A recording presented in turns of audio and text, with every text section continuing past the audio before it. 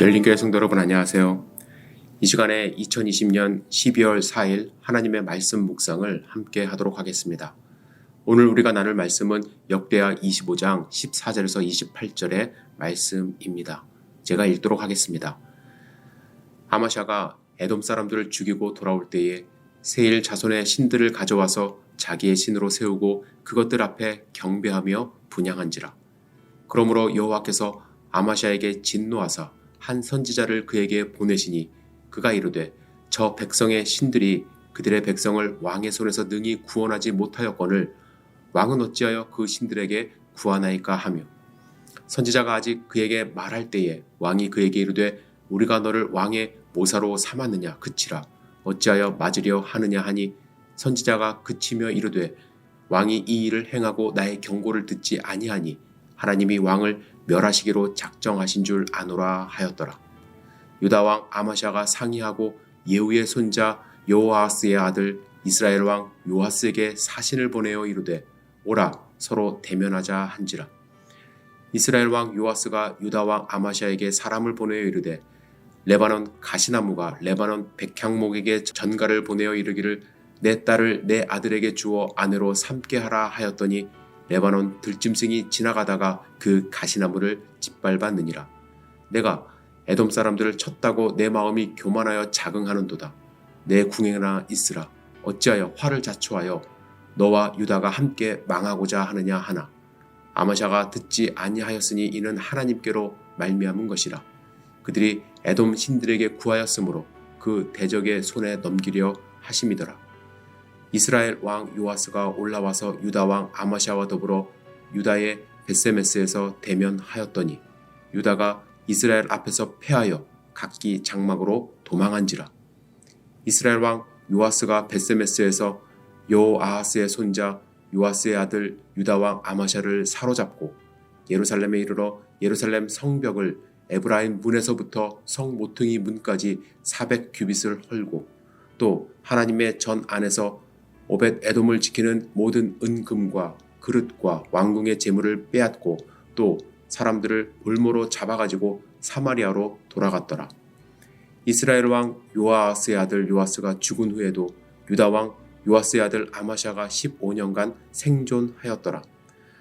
아마샤의 이 외에 처음부터 끝까지 행정은 유다와 이스라엘 열왕기에 기록되지 아니하였느냐. 아마샤가 돌아서서 여호와를 버린 후로부터 예루살렘에서 무리가 그를 반역하였으므로 그가 라기스로 도망하였더니 반역한 무리가 사람을 라기스로 따라보내어 그를 거기서 죽이게 하고 그의 시체를 말에 실어다가 그의 조상들과 함께 유다 성읍에 장사하였더라. 아멘. 사람들은 오래전부터 우상을 만들고 섬겼습니다. 우상을 만들고 섬긴 행위에는 이중적인 의미가 포함되어 있습니다. 먼저는 자신의 약함을 우상을 의지함으로써 보완하고 싶었던 것이죠. 특히 천재지변을 예측하거나 방어할 수 없었던 과거에는 온갖 신을 만들어 의지함으로써 만일의 사태를 방지하거나 해결하고 싶은 마음을 표현함으로 그것으로 의지하고 또한 위로받고 싶은 심리가 있었던 것입니다. 예를 들어 가나안 땅에는 바알 신이 있었습니다. 바알 신은 하늘을 주관하는 남성 신으로 바알은 농경사회에서 중요했던 비를 내려준다고 믿었던 신이었습니다. 가나안 사람들은 가뭄을 막고자 바알 신에게 잘 보이려고 노력했습니다.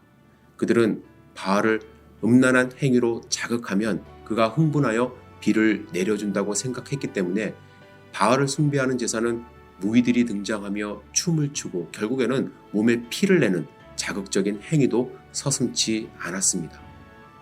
또한 우상을 섬기는 것은 자신들이 신을 통제할 수 있다는 우월감을 갖게 했습니다. 모든 우상은 형상을 가지고 있었는데 이를 인형처럼 만들어 산당에 진열하거나 집에 우상을 가지고 있으므로 우상을 가진 사람에 대하여 신들이 마땅히 그들을 지켜줘야 한다는 생각으로 여러 우상을 섬겼고 이렇게 섬기는 사람들을 보호해 줘야 된다는 믿음이 있어서 자신들이 신을 통제한다고 생각한 것입니다. 그런데 이런 생각으로 만든 우상에 대해서 묵상해 보면 우상이란 결국 자신이 모든 것을 통제하고 싶은 신이 되고 싶은 마음을 표현한 것임을 알게 됩니다. 우리는 신앙생활하면서 하나님을 이렇게 우상처럼 대할 때가 많이 있습니다. 저는 자판기 하나님 혹은 자판기 우상이라는 표현을 가끔 사용합니다. 내가 돈을 넣은 만큼 자판기는 음료수를 내줘야만 합니다. 마찬가지로 내가 기도한 만큼, 헌신한 만큼 하나님도 나에게 보상해 주어야 된다고 생각하는 경우가 많이 있습니다. 그러나 여러분, 하나님은 인격적인 분입니다.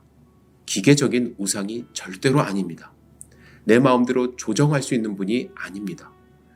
끝없는 묵상과 기도를 통해서 하나님의 뜻을 발견하며 내가 하나님의 뜻에 순종해야만 합니다. 마치 절에서 탑을 돌듯이 기도하여 내 원함을 이루려 한다면 내가 하나님을 우상으로 만드는 것이고 결국 내 스스로 신이 되고자 하는 모습에 불과합니다. 오늘 본문에 아마샤 왕이 하나님을 배반하는 모습이 나옵니다. 그는 에돔 사람들이 살고 있는 세일을 정복했습니다. 하나님의 말씀이 성취되었습니다. 그런데 세일에서 그들이 섬기는 우상을 가지고 옵니다. 분명 그 우상은 세일 사람들을 지켜주지 못했습니다. 그런데 왜 아마샤는 그 우상을 가져와 자기의 신으로 세우고 경배하고 분향하게 되었을까요? 저는 오늘 본문 말씀을 묵상하며 처음에는 아마샤의 그 행동을 이해하지 못했습니다. 그런데 가만히 생각해 보니까 그는 신을 자기 마음대로 통제하고 싶었던 것입니다. 결국 스스로 신이 되고자 한 것이죠. 하나님은 이스라엘 용병과 같이 가지 말라고 하셨습니다. 그는 그 명령이 싫었던 것입니다. 자신의 잘못된 계약으로 유다 성읍들이 약탈당했습니다. 그 결과를 가져다 주신 하나님도 싫었던 것입니다. 그래서 자신이 통제할 수 있는 우상을 가져다가 섬기기 시작한 것입니다. 우상은 아무것도 할 수 없습니다. 자신이 하고 싶은 것을 우상을 통해서 하고 싶은 것뿐입니다. 이스라엘의 왕이 이 모습을 정확하게 지적합니다. 내가 에돔 사람들을 쳤다고 내 마음이 교만하여 자긍하는도다. 여러분, 교만이라는 것은 하나님이 없다고 생각하는 것입니다. 스스로 신이 되고자 하는 것입니다. 결국 아마샤 왕의 최후는 27절에서 28절의 말씀처럼 비참하게 맞이하게 됩니다.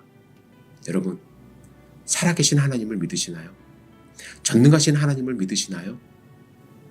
이 아침에 하나님의 음성에 귀 기울이시기 바랍니다.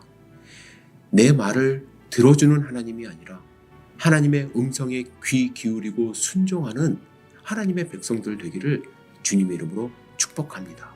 기도하시겠습니다. 사랑과 은혜가 충만하신 아버지 하나님, 오늘 하루를 주님의 말씀으로 지켜주시옵소서. 우상 숭배하지 않도록 도와주시옵소서.